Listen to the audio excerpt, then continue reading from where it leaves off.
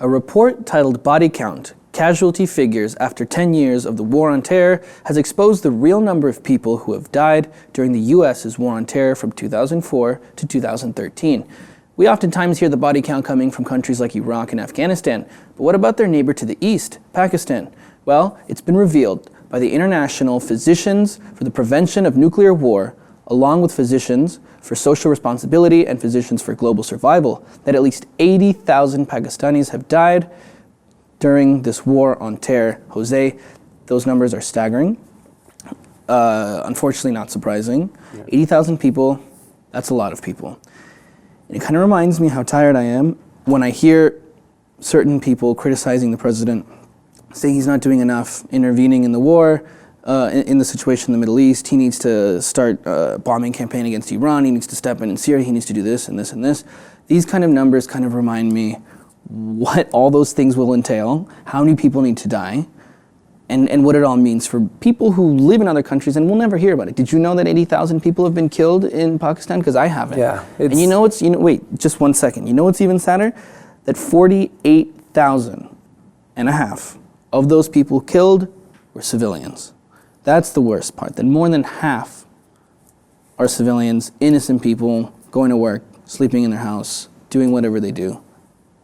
That's how it goes. And that's just the repercussions of the war. Jose, do you sit by and do you say, well, shit, that's what happens with war. That's just what happens? That is what happens with war. People die. But do you justify it? And you say that, well, that's the way it goes. We're protecting our own national security. Or is Obama doing the right thing by stepping out and playing the more side role, letting governments fight for themselves? We see Saudi Arabia stepping up things, Yemen government working with the Yemen government, helping them out that way. I mean, is that the way to go about it? Or are we just going to repeat President Bush's and Clinton's and other people who got us into situations where we might not have been? I mean, the number of death counts that we are seeing, over 1 million from Iraq, over 200,000 from Afghanistan. We are seeing that we have to think that these are humans that have kids, and right. They probably have grandparents, and they have they have other generations that are going to remember that the U.S. was behind the deaths of their relatives. We are creating generation after generation of Muslims that consistently relate the U.S. intervention with the death of their relatives. That obviously sets the ground for what we're seeing with Islamic State, growing in these demographics where they have maybe 1 or 2 generations of family members that died in this war against terror, and a lot of them are civilians. The main point is that the level of civilian casualties in these type of wars are really, really high. And it's so sad. And what's the goal? What is the goal on the war of terror? Oil. Well, okay, fine. Yeah, but what's the one that they tell us it is? It's war on terror. So what are we trying to do? We're trying to stop terrorists. Is the U.S.'s national security in a safer place than before 2004 when we launched it? No, we're actually just as bad, if not worse. And now people are already talking about there might be another attack like 9/11. We don't know, ISIS, this and that, Al-Qaeda, Yemen, la la la la. We are not in any sort of better situation at all. 1 million people dead in Iraq, that's a lot of people, Jose. Yeah. 80,000 is a lot of people. Any amount is a lot of people, but 1 million? I bet you the average American does not know that 1 million people have been killed in Iraq alone. We're not going to, let's just focus on Iraq instead of Afghanistan and Pakistan.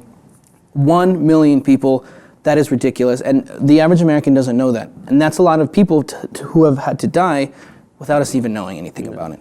I mean, I've heard how many thousands of soldiers have died from the U.S. side, but have you heard 1 million have died in Iraq? Because that's ridiculous. Here's the thing. The thing is that the mainstream media, it's always, especially around election, they're going to push the fear. They're going to, these fear mongers, they will be out there saying, there's another 9/11 in the plans. There's another terrorist threat coming to this country. The reality is that they're not that much and they're not that close, the threats, for it to justify that we have a systematic operation in the Middle East that is taking lives on a regular basis. And what Obama is doing right now, I think, is the right thing, because he's taking, like you said, he's allowing the local governments of the Middle East to have an active role in the situation and stop depending from what the U.S. can go. That basically the U.S. can do is go and kill more people, drop bombs and clear the space. But it's not like a very specific surgery attack that you can go and fix something and go and send the SEAL team and take something out. There's no main character that you can go kill and then everything's gonna fix. Let's send the best teams in the world to do it. No, it's not like that. The only thing that they can do is go and drop huge bombs, kill the good guys and the bad guys all together.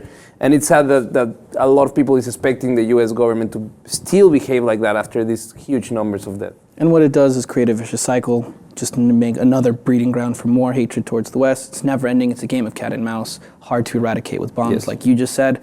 But either way, it's worth noting that we see a lot of sectarian violence in the Middle East. Not just the U.S., but at the same time, we kill way more people than any other certain groups within the country will carry out with suicide attacks or any sort of sectarian violence. So let us know what you guys think about this brand new report that's come out. Are you guys as shocked as I am? Because I really almost can't even believe the number of people who have died. It's almost 10 times more than what we'd previously thought. So please let us know by commenting, and if you haven't done so already, subscribe to the Lip TV for more.